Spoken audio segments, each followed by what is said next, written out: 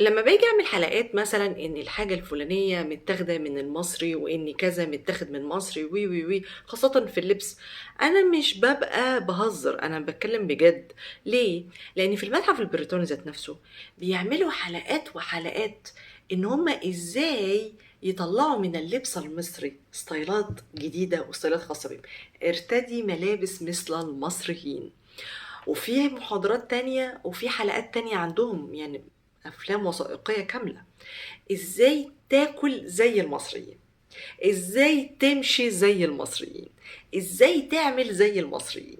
أدهو ارتدي ملابس مثل المصريين. في هذا الفيديو تقدم أماندين ميرات مجموعة مختارة من المنسوجات المصرية من الأزياء والأساس. بيعلموهم ازاي ياخدوا من الحضارة المصرية القديمة ستايلات جديدة.